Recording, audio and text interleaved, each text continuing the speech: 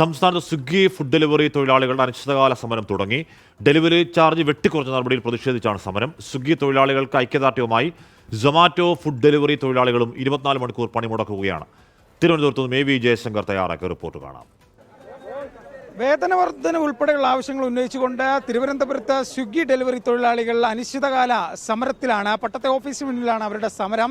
കഴിഞ്ഞ കുറേ വർഷങ്ങളായി 5 രൂപ മാത്രമാണ് തങ്ങൾക്ക് ഓരോ ഡെലിവറിക്കും ലഭിക്കുന്നതാണ് അവർ പറയുന്നത്. ഈയിടെ ആ പണം വെട്ടിക്കുറച്ചു. 25 കിലോമീറ്ററിന് 10-15 രൂപ മാത്രം ലഭിക്കുന്ന ഒരു സാഹചര്യം. ഈ ഒരു ഘട്ടത്തിലാണ് അവർ അനിശ്ചിതകാല സമരവുമായി ഇറങ്ങിയിരിക്കുന്നത്. തിരുവനന്തപുരത്തിന് പുറമെ കോഴിക്കോടും ഇത്തരത്തിലൊരു സമരം നടക്കുന്നുണ്ട്. ചേട്ടാ, എന്തൊക്കെ ആവശ്യങ്ങൾ ഉന്നയിച്ച സമരം?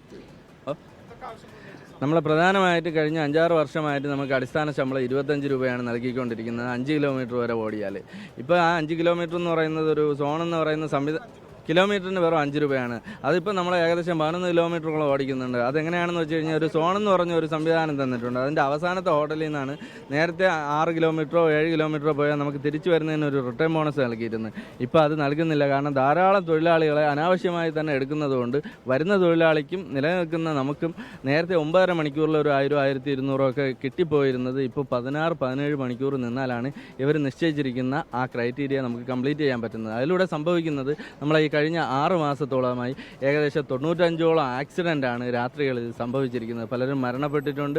എനിക്ക് തന്നെ ഒരു ആക്സിഡൻറ്റ് പറ്റിയിട്ടുണ്ട്. പക്ഷേ ഈ ആക്സിഡൻറ്റിനെല്ലാം കമ്പനി നമ്മളിൽ നിന്ന് ഇൻഷുറൻസ് പേയ്മെൻറ്റ് പിടിക്കുന്നുണ്ട്. ആ പേയ്മെൻറ്റ് പിടിച്ചിരുന്നാലും കമ്പനിയുടെ ആൾക്കാർ തന്നെ നമുക്ക് കാര്യങ്ങൾ അപ്ലോഡ് ചെയ്ത് തന്നു കഴിഞ്ഞാലും കമ്പനി ഇൻഷുറൻസ് തരില്ല. എനിക്ക് 349 രൂപയാണ് ഇൻഷുറൻസ് തുകയായിട്ട് കിട്ടിയത്.